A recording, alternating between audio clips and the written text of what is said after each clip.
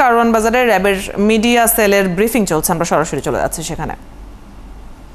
মূলত শাহপরান জানতো যে তার ভাই যাবে, বিভিন্ন কারণে যায়, এট দ্য সেম টাইম তার সাথে ওই মহিলার সাথে উত্তপ্ত করে আসছিল। সেইভাবেই শাহপরান ফজর আলীকে এই হেনস্থা করানোর জন্য এই পরিকল্পনা 26শে জুন করেছিল।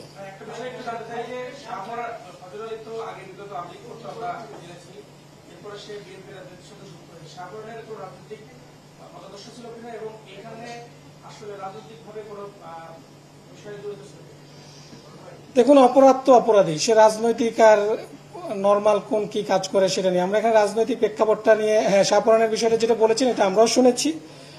ফজর আলীর বিষয়টা, শাহপরানের বিষয়টা এখন পর্যন্ত এরকমই হয় নাই। সে একজন নর্মাল সিএনজি চালক ছিল, অটোরিকশা চালক ছিল, এরকম আমাদের কাছে তথ্য রয়েছে, বাট তার সাথে রাজনৈতিক সংশ্লিষ্টতার কোনো বিষয় আমরা পাইনি।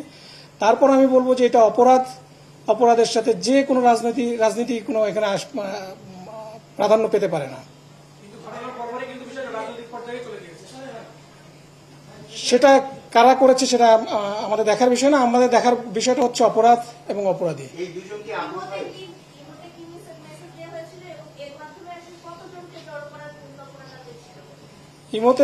ইমোতে যে মেসেজটা দিয়েছিল সেটা হচ্ছে যে ওই দিন যাবে, এটা শাহপরান একজনকে জানিয়েছে যে আজকে যাবে, তোমরা কি তাকে এরকম করতে চাও কিনা, তাকে আপন ভাই। আচ্ছা, আমরা ভিডিওতে দেখেছি, একটা ভিডিও যেটা ভাইরাল হয়েছিল এটা দেখেছি, আপনি ধর্ষণের কথা বলছিলেন, শুধু কি ভিডিও নাকি ধর্ষণের বিষয়টি নিশ্চিত? এটা তদন্তে বেরিয়ে আসবে। অ্যাকচুয়ালি এটা তো আমি তো এক্সপার্ট না। আপনিও যে ভিডিওটা দেখেছেন সেই ভিডিওটা আমিও দেখেছি।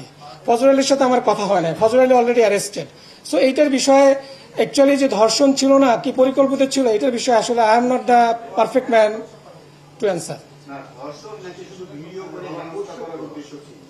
এখানে ফজর আলী তার ঘরে প্রবেশ করেছে, এটাও সত্য, যেটা আমরা শুনেছি বিভিন্ন ইলেকট্রনিক প্রিন্ট মিডিয়ার মাধ্যমে।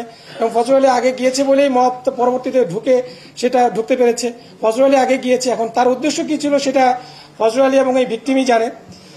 এবং মব গিয়েছে, পরবর্তীতে মব ধরেছে। আমরা পরবর্তীতে যেটা দেখেছি, what ever may be the case, যেভাবে করে একজন নারীকে উলঙ্গ একটা ভিডিও সোশ্যাল মিডিয়া বা সমাজে ছেড়ে দেওয়া, এটা তো কোনোভাবেই কাম্য হতে পারে না, গ্রহণযোগ্য হতে পারে না। তদন্ত সাপেক্ষ অবশ্যই।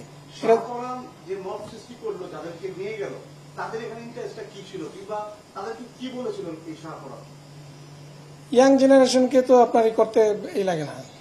শাহপরানের একটা উদ্দেশ্য ছিল, এটা শাহপরানের কিছু লোকজন ছিল এবং দীর্ঘদিন যাবত উত্তপ্ত করছিল। শাহপরান পারিবারিকভাবেও তার ভাই বোনদের সাথে তার সম্পর্ক ভালো ছিল না, তার বাবা মার সাথে তার সম্পর্ক ভালো না। শাহপরানের অর্থনৈতিক অবস্থা একটু দুর্বল, এটা সে নিজেই বলেছে প্রাথমিক জিজ্ঞাসাবাদে। সেই হিসাবে তার পরিবার থেকেও শাহপরান ফজর আলী থেকে একটু ডিস্টেন্স হয়ে গিয়েছিল।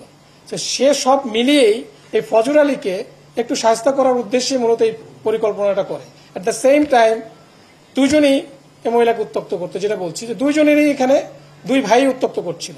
তো এখানে বড় ভাই ছোট ভাই, এবং এই ঘটনাকে কেন্দ্র করে তাদের মধ্যে সালিশও হয়েছিল। সেখানে ফজর আলী কর্তৃক শাহপরানের হেনস্থারও শিকার হয়েছে। সেটা থেকেই এই প্রতিশোধটা নেওয়ার জন্যই, ফজর আলীকে শাস্তি করার জন্যই মূলত এই ঘটনাটা সে সাজিয়েছিল।